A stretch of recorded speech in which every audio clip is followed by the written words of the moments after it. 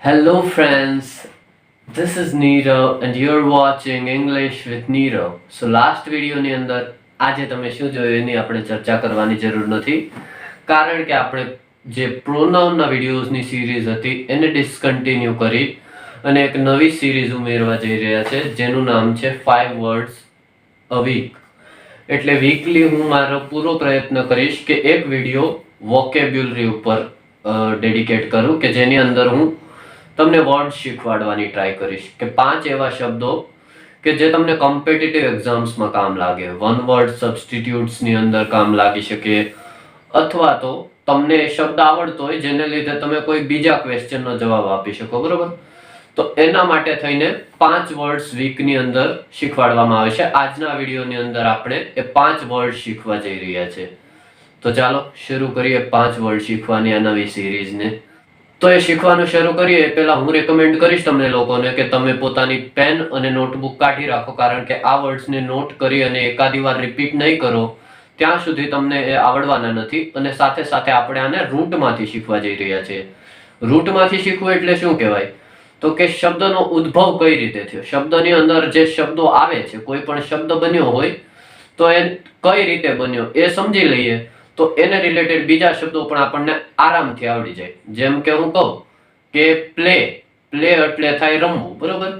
તો પ્લેયર શબ્દ છે એનો અર્થ કે રમવાને આજુબાજુ થતો હશે એ આપણને અંદાજો આવી જાય, બરોબર? પ્લેફુલ હોય તો એનો અર્થ પણ રમવાની આજુબાજુનો જ હશે એ પણ આપણે વિચારી શકીએ. પ્લે એટલે રમવું થાય, પ્લેયર એટલે ખેલાડી થાય કે જે રમવાની ક્રિયા કરે, અને પ્લેફુલ એટલે થાય રમતિયાળ, બરોબર? તો આ રમતને રિલેટેડ જ બધા શબ્દોનો અર્થ નીકળ્યો. તો એવી રીતે આપણે આજના જે શબ્દો શીખીશું એ જેના ઉદ્ભવ સ્થાનથી કે એની અંદર જે એક શબ્દ આવે એનો અર્થ શું નીકળે એની ઉપરથી આપણે બીજા શબ્દો શીખશું. એટલે લોંગ ટર્મ ની અંદર તમને એ શબ્દો યાદ રહે. તો ચાલો શરૂ કરીએ.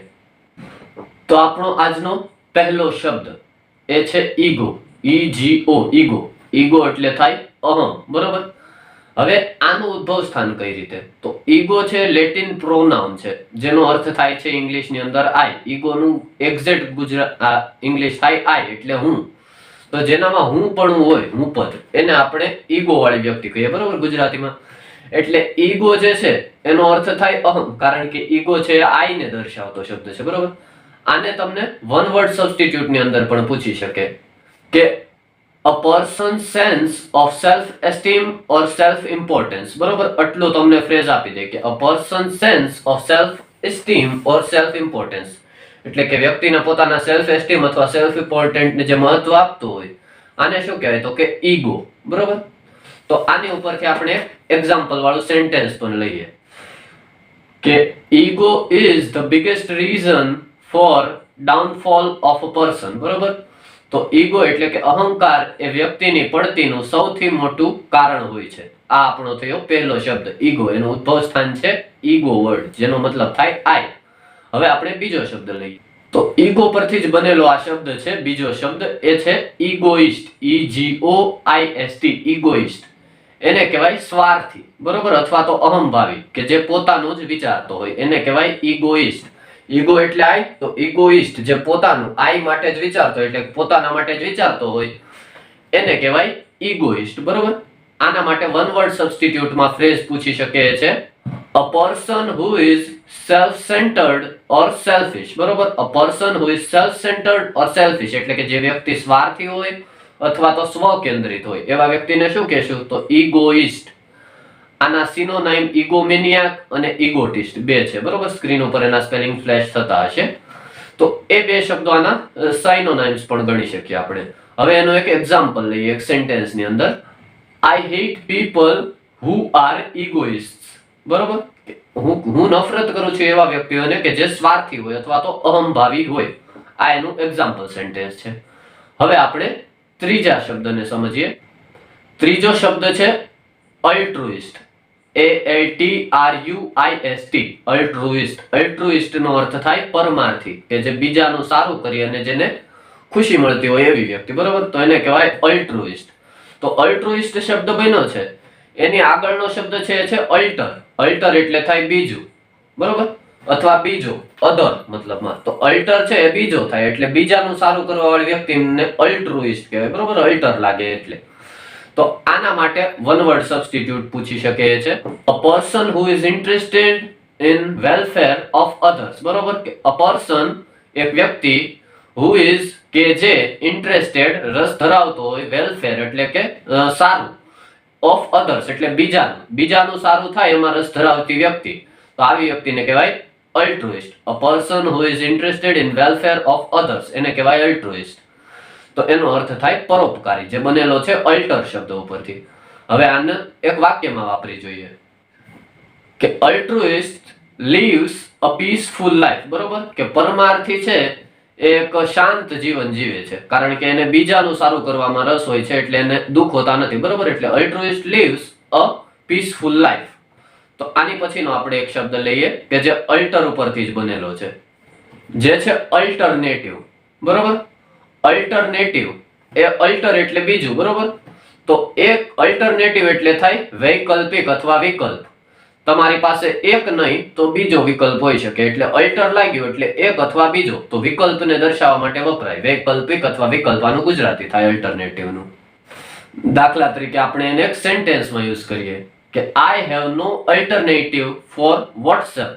બરોબર તો મારી પાસે વોટ્સએપ નું કોઈ વિકલ્પ અવેલેબલ નથી. તો આને કહેવાય અલ્ટરનેટિવ એટલે વિકલ્પ. બરોબર એની પછી એક લાસ્ટ વર્ડ લઈએ, આજનો પાંચમો વર્ડ કે જે છે અલ્ટર ઈગો. એ પણ અલ્ટર ઉપરથી જ બનેલ છે. અલ્ટર ને ઈગો આપણે જે બે મેઇન શબ્દો શીખ્યા બંનેને જોડીને. અલ્ટર એટલે થાય બીજો, ઈગો એટલે થાય આઈ. તો બીજો આઈ એટલે બીજો હું. તો આનું એક્ઝેક્ટ ગુજરાતી શબ્દ આમ તો નથી, પરંતુ એને આમ કહી શકીએ કે એક જ શરીરમાં બે આત્મા. બરોબર જે આપણે ઘણા વ્યક્તિ હોય એ આપણને મળે તો અલગ હોય, બીજાને મળે તો અલગ હોય, પોતાની સાથે અલગ હોય અને સમાજની સાથે અલગ હોય. તો આ છે એને અલ્ટર ઈગો કહેવાય વ્યક્તિનો. બરોબર જેને આપણે વન વર્ડ સબસ્ટિટ્યુટમાં આવી રીતે પૂછી શકીએ કે અ પર્સન્સ અધર સેલ્ફ એને શું કહેવાય, તો કે અલ્ટર ઈગો. તો આ પર્સન્સ અધર સેલ્ફ આને ઉપરથી આપણે એક એક્ઝામ્પલ લઈએ કે અલ્ટર ઈગોને કઈ રીતે એક્ઝામ્પલમાં વાપરી શકાય. તો એક બહુ ફેમસ રેપર છે અમેરિકાના, એના અલ્ટર ઈગોની વાત કરીએ એક્ઝામ્પલમાં કે એમિનેમ્સ અલ્ટર ઈગો ઇઝ સ્લિમ શેડી. એમિનેમ નામનો જે રેપર છે અમેરિકાનો, એનો અલ્ટર ઈગો છે સ્લિમ શેડી છે. તો એમિનેમ પોતાનું વર્તન લોકોની વચ્ચે અલગ રાખે છે, જ્યારે રેપ કરે છે અને વાત કરે છે મ્યુઝિકની ત્યારે એનું વર્તન એકદમ અલગ હોય છે. બરોબર કે જે વ્યક્તિને કોઈ મળ્યું જ ન હોય એવું લાગે. તો આને અલ્ટર ઈગો કહેવાય. તો સ્લિમ શેડી છે એનો અલ્ટર ઈગો છે. ઘણા વ્યક્તિઓના અલ્ટર ઈગો હોય છે. તો આ છે 5 શબ્દો આપણે શીખ્યા. પેલું હતું ઈગો, જેનો અર્થ થાય અહમ, કારણ કે આઈ નો બનેલો છે. પછી હતું ઇગોઇસ્ટ. ઇગોઇસ્ટ એટલે અહંકારી વ્યક્તિ અથવા સ્વાર્થી વ્યક્તિ, કારણ કે એ પોતાને જ કેન્દ્રમાં રાખે છે, સેલ્ફ સેન્ટર્ડ પર્સન જે હોય એ. પછી આપણે શીખ્યા અલ્ટ્રુઇસ્ટ. અલ્ટ્રુઇસ્ટ એટલે એ વ્યક્તિ કે જેને બીજાની મદદ કરવી છે, કારણ કે અલ્ટર એટલે બીજા થાય, એ બીજાની મદદ કરવામાં રસ ધરાવતો હોય. બરોબર અ person who is interested in others welfare. ચોથું હતું અલ્ટરનેટિવ એટલે વિકલ્પ અથવા વૈકલ્પિક. તો કોઈ બીજો વિકલ્પ દર્શાવવા માટે વપરાય, એને કહેવાય અલ્ટરનેટિવ. અને લાસ્ટ હતું અલ્ટર ઈગો. અલ્ટર અને ઈગો, અલ્ટર એટલે બીજું, ઈગો એટલે આઈ. તો બીજું આઈ, મારી જેવી જ બીજી મારી જાત મારી અંદર છુપાયેલી છે, એને કહેવાય અલ્ટર ઈગો. બરોબર તો આ 5 શબ્દો આજે આપણે શીખ્યા. તો આને જ રિલેટેડ કોઈ શબ્દ તમને મગજમાં આવતો હોય કે જે અલ્ટર થી બનતો હોય અથવા તો ઈગો થી બનતો હોય, તો તમે એને કમેન્ટ્સમાં જણાવી શકો છો. અથવા તો આ શબ્દોમાં રિલેટેડ હજી કઈ સમજૂતીનો ડાઉટ રહેતો હોય તો પણ કમેન્ટ્સમાં પૂછી શકો છો. So that is it for the video, guys. If you really liked my content, you can like, share and subscribe to this channel. Thank you.